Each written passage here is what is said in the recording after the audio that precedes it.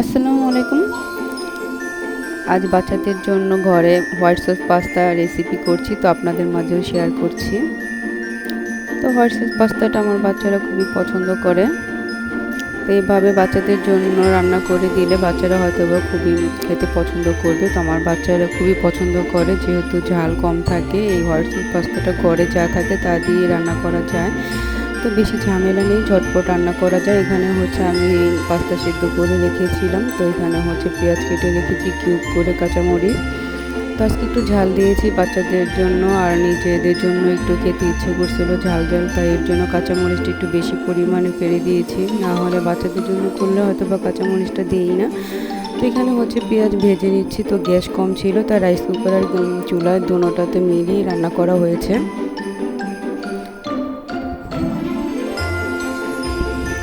তারপরে তো দেখতে পাচ্ছেন পেঁয়াজটা ভেজে, তারপর হচ্ছে ডিমটাই পাশে ভেজে নিয়েছিলাম একসাথে, যেহেতু দুই কাজ করা হয়েছে। চুলা গরম ছিল, তাই গ্যাসও ছিল না, এর জন্য একসাথে দুটোটা ভেজে নিয়েছিলাম। তো আমার বাচ্চারা খুবই পছন্দ করে এই হোয়াইট সস পাস্তাটা খেতে। আসলে অনেকে চাইলে হয়তো বা চিজটাও দিতে পারবেন, যেহেতু আমাদের ঘরে চিজ নেই এখন, ঘরোয়াভাবে যা ছিল তা দিয়েই হোয়াইট সস পাস্তাটা রেডি করেছি। তো আমরা মাঝে মধ্যে হোয়াইট সস পাস্তা চিজ ছাড়া এইভাবেই খাওয়া হয়, যেহেতু স্বাস্থ্যসম্মত বাচ্চাদের জন্য ঘরে ইনগ্রিডিয়েন্টস যা যা থাকে তাই ঝামেলা কম, খুবই চটপট রান্না করা যায়। তো চুলায় হচ্ছে পাস্তাটা একটু হালকা তেলে ভেজে নিয়েছিলাম, যেহেতু তেল খুবই কম লাগে হোয়াইট সস পাস্তাতে।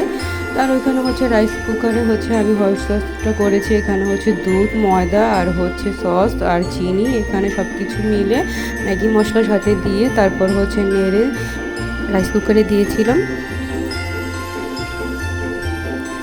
মিষ্টিটা আপনারা হচ্ছে চিনির পরিমাণটা আপনাদের পছন্দ মতো দিতে পারেন। তো এখানে হচ্ছে রাইস কুকারে দিয়েছিলাম, তারপর হচ্ছে হালকা নাড়াচাড়া করার পর যখন ক্রিমি ভাব হয়ে আসবে তখন হচ্ছে পাস্তাটা দিয়ে দিবেন।